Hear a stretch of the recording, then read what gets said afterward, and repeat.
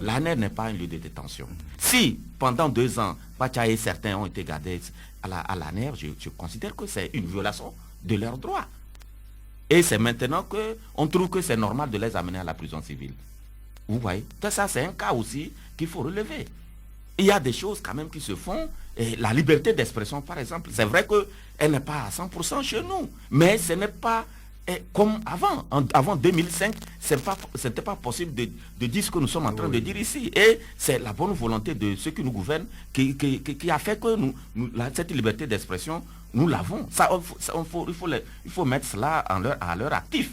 Il ne faut pas le nier. Quand il parle les droits de l'homme sont beaucoup respectés au Togo. Si je prends par exemple, l'État a le droit de créer des conditions de bien-être. Michel, permettez que je rappelle le thème à nos auditeurs. Que pensez-vous de la déclaration de Maître Dossou Gabriel Archange, avocat de la partie civile dans l'affaire de tentative d'atteinte à la sûreté de l'État, estimant que les droits de l'homme sont trop respectés au Togo?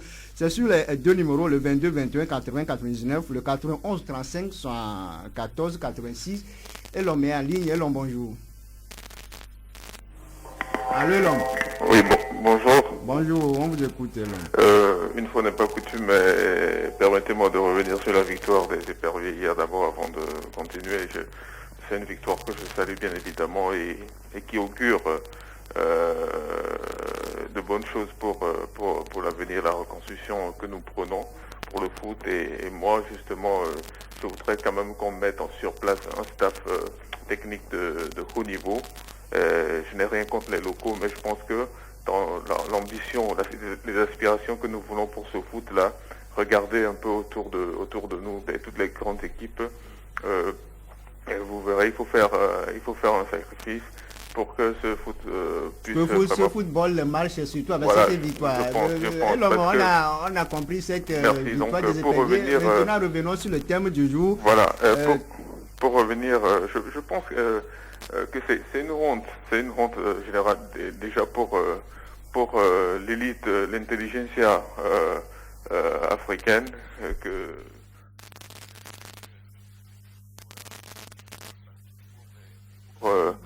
pour la perspective d'avoir des billets, d'avoir en contrepartie une récompense, puisse déclarer les choses sur les médias de manière aussi éhontée.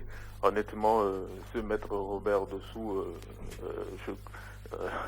je ne sais pas. Je crois que des gens qui se veulent être des modèles pour la jeune génération devaient s'abstenir de faire ce genre de déclarations. Le Bénin n'est pas loin du Togo. Il aurait pu être... il aurait quand même un peu trop fait de ce qui se passe ici. Et dire que mais de quoi se plaint-il qu'on amène les détenus dans des voitures des véhicules confortables, même si moi je pense que c'est un coup de bluff du régime pour montrer que les prisonniers étaient bien traités.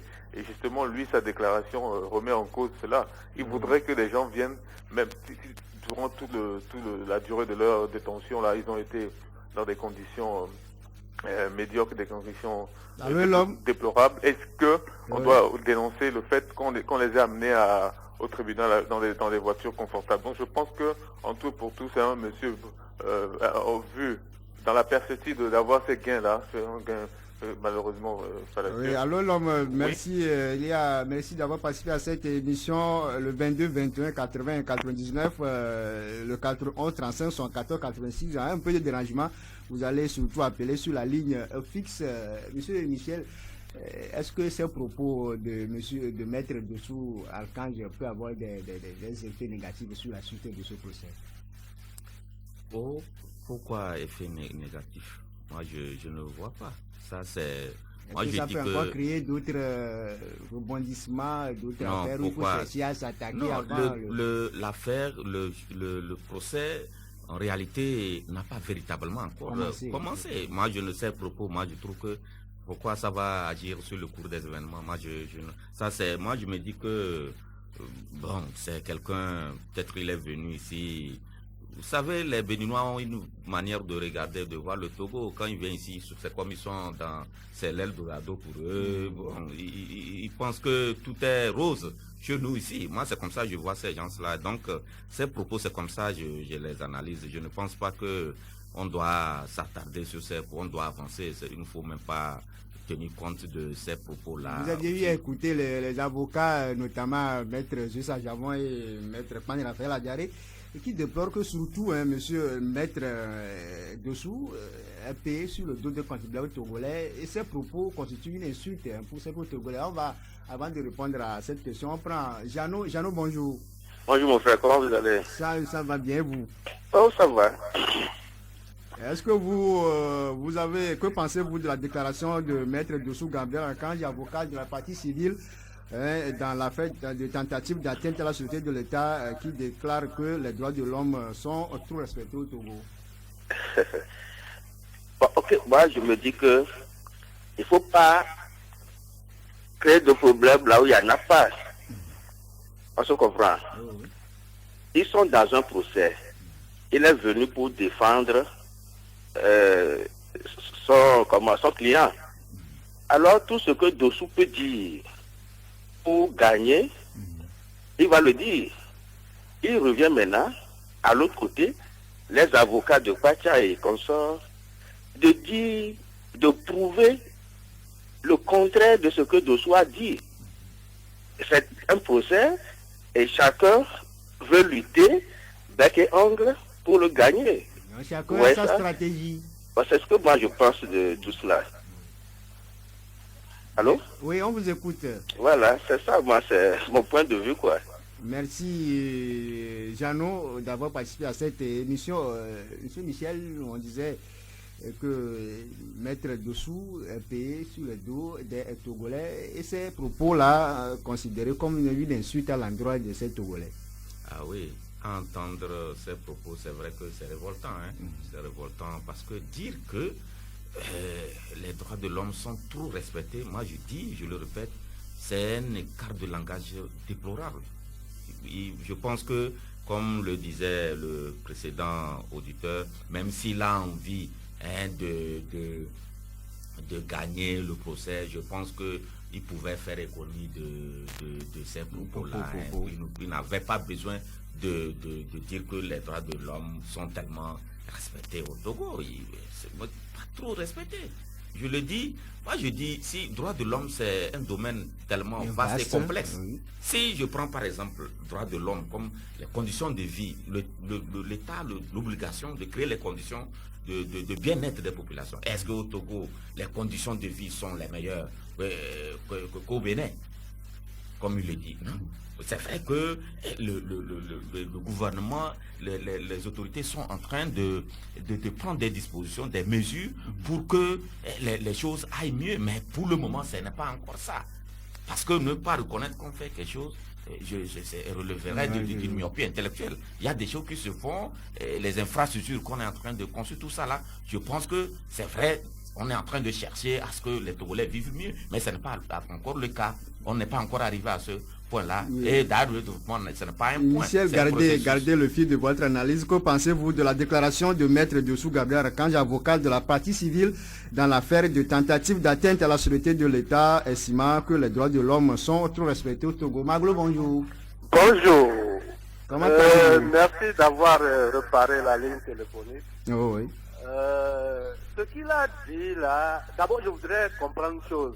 Il ne faut pas qu'il y ait eu confusion. Je ne sais pas s'il s'agit de Maître Robert Dossou ou bien Maître Michel Dossou, parce que quelqu'un a fait la confusion tout à l'heure. Parce que Maître Robert Dossou, c'est Maître Dossou Gabriel Archange. Archange, oui, je sais. Parce que quelqu'un a parlé au lieu de Archange, il a parlé de Maître Dossou, Robert. Allô Maglo? Oui. Et le thème du jour, quel est votre rapport par rapport? Comment vous trouvez les propos de Maître Dossou? Oui, ça je viens. Vous savez, c'est du déjà entendu. On nous a toujours dit que bon, vous avez la chance au Togo d'avoir un président qui vous zigouille à tout moment.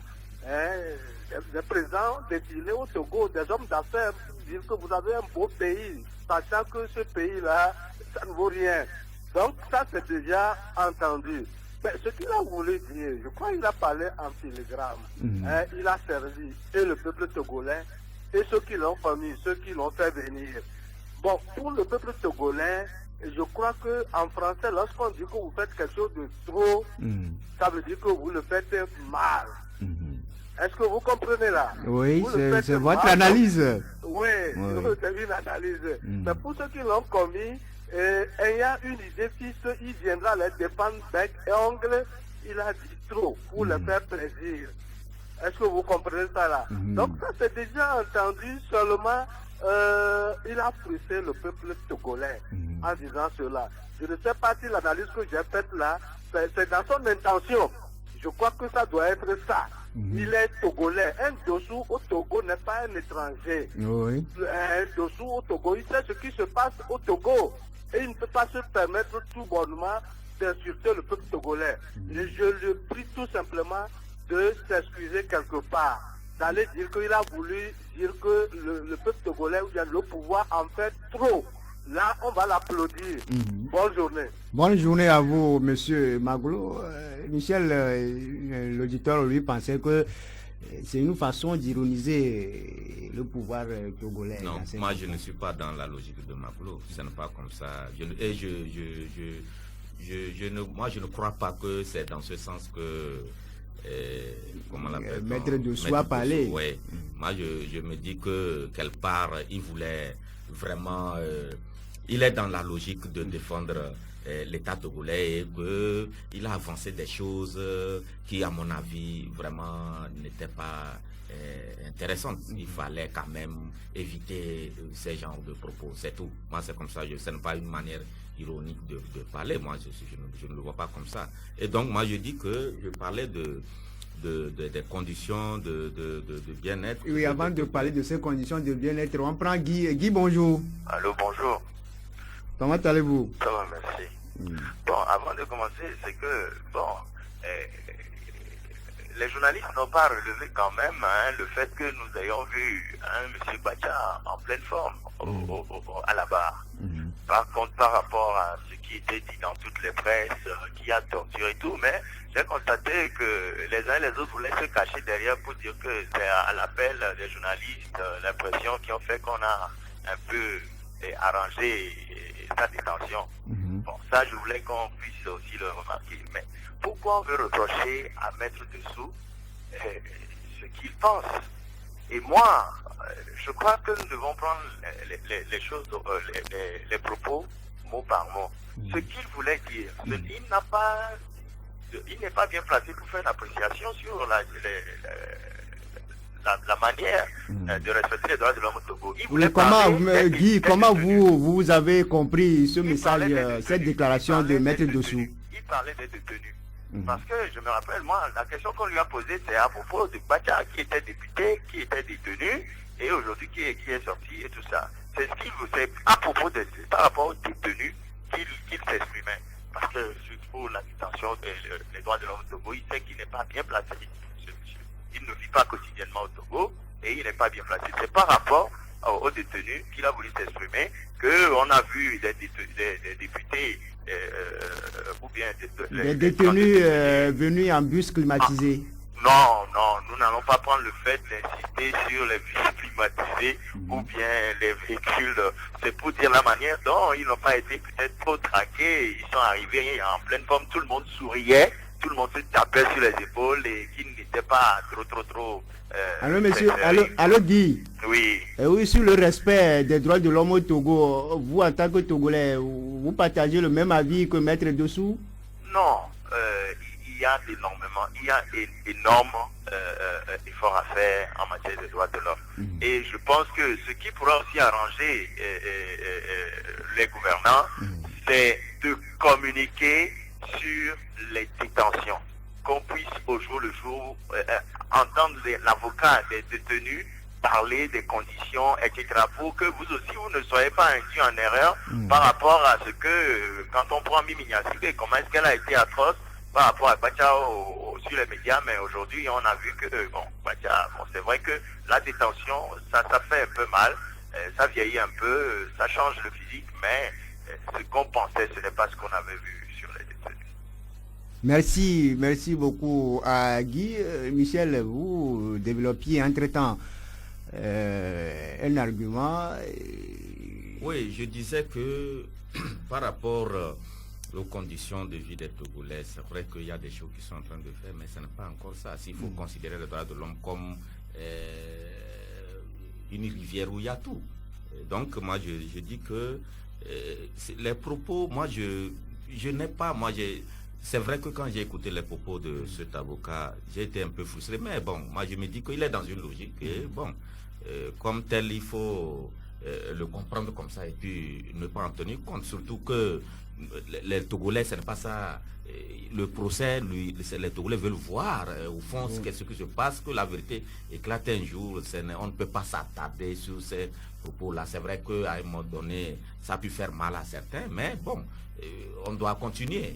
Dossou, ce n'est pas un Togolais, c'est un Béninois. On peut estimer qu'il ne connaît pas très bien nos réalités. Et bon, il peut dire ce qu'il pense. Edmond en ligne. Edmond, bonjour. Bonjour. Comment allez-vous, Edmond? Ça va très bien, merci. Oui, on vous écoute, Edmond. Merci. Je pense qu'il ne faut pas trop polémiquer sur les propos de Maître Dossou, étant donné que l'affaire est devant la justice. Oui. C'est pas ce que le Maître a dit qui va influencer la décision de la justice. Oui. Donc, faire trop de polémique, je crois que nous, les Togolais, on est trop habitués à faire polémique. Comme l'autre a dit, on a appris que les co-détenus étaient dans des situations très difficiles, ils sont agonisants, mais la dernière fois, c'est pas ça qu'on a remarqué. Donc je pense qu'au lieu de faire des polémiques, laissons la justice faire son travail et à la fin, tout le monde pourra apprécier. Merci, Edmond. Michel, l'autre aspect de ce procès, c'est cette discrimination qu'on a vu le 1er septembre dernier, où la presse privée a été dépouillée de tout instrument, les enregistreurs, les appareils photos. Seuls les médias d'État sont autorisés quand même à prendre la vue du procès. Vous, en tant qu'un homme de médias privés, est-ce que demain, vous êtes sûr quand même d'aller encore vivre les mêmes phénomènes? Mais c'est vrai que j'ai été frustré la dernière fois. D'abord, la veille, en remplissant les formulaires pour l'obtention des badges, on avait écrit en bas de page qu'on n'était pas autorisé à filmer, enregistrer ou autre. Mais bon, moi en allant, je tenais quand même mon appareil numérique pour voir si je peux glaner certaines images. Mais à mon arrivée, ils étaient vraiment stricts et on nous a retiré tout cela. Mais par la suite, si vous m'avez suivi, le même jour, j'étais sur une radio où j'ai dénoncé cette discrimination-là entre la presse privée et la presse d'État. Mais Michel, avant de terminer votre argument, on prend M. Bill. M. Bill, bonjour. Bonjour, journaliste. Comment allez-vous, M. Bill? Oh, je vais bien, mon frère. Oui, on vous écoute. Bien, j'aimerais commencer d'abord par dire merci à M. Michel Kadia pour avoir été honnête en disant que depuis l'arrivée du président Faure, c'est vrai que les droits de l'homme, ce n'est pas le paradis au Togo, mais il y a des efforts qui sont en train de se faire. Oui. Donc, maintenant, par rapport aux déclarations de Maître Dossou du Bénin, oui. Moi je pense qu'il base ces déclarations sur tout ce que la presse et les défenseurs des droits de l'homme ont dit sur les détenus à ce procès-là. Ils ont dit qu'il y en avait qui étaient malades, alités, qui n'arrivaient même pas à marcher.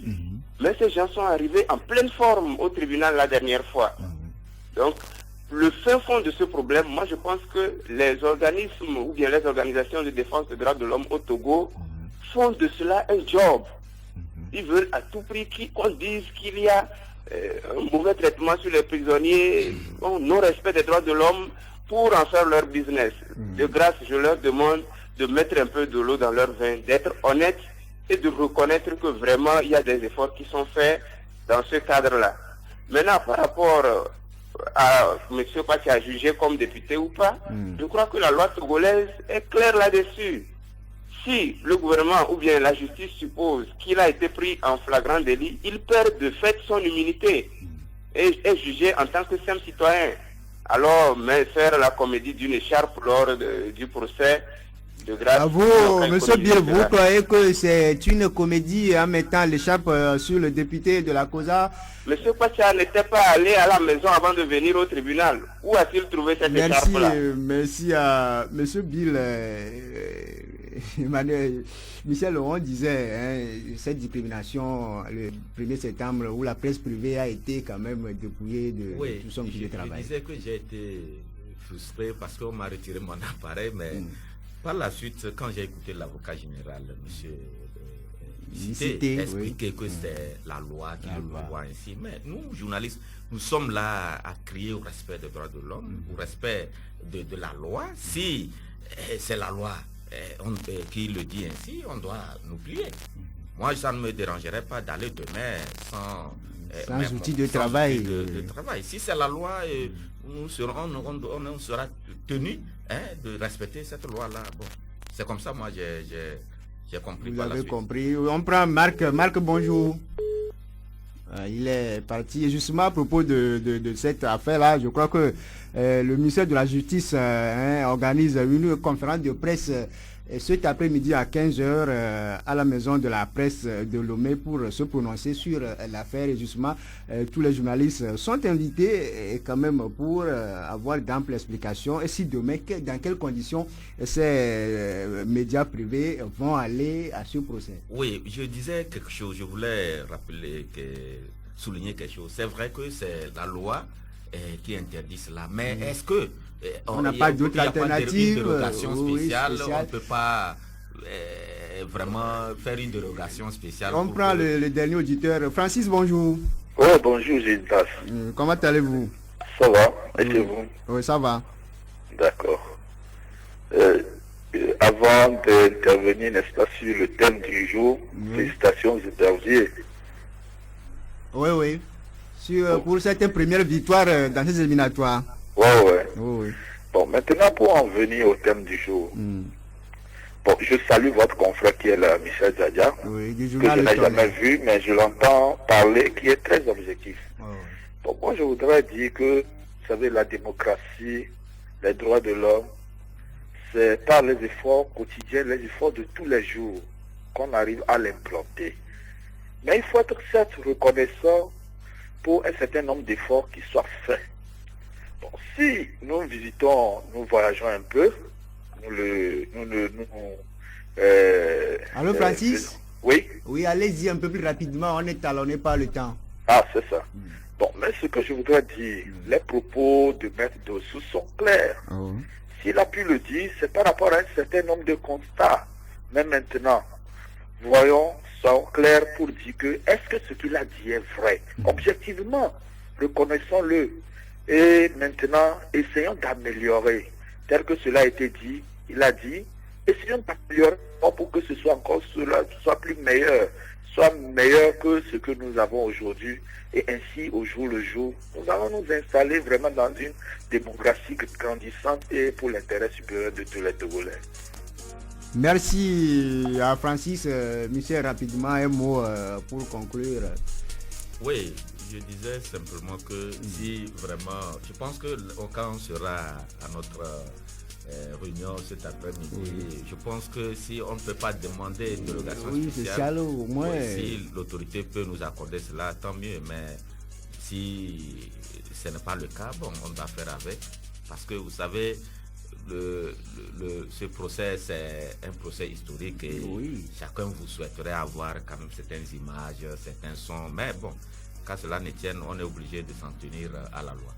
Et merci beaucoup à vous, monsieur Michel Yao-Tchale. Je rappelle que votre journal, c'est le Tonnerre. À quand la prochaine parution? Mercredi prochain. Merci d'avoir répondu à notre appel. Fofo Bioto était la technique. Inesina Kogo a sur la réalisation. On se donne rendez-vous à 13h.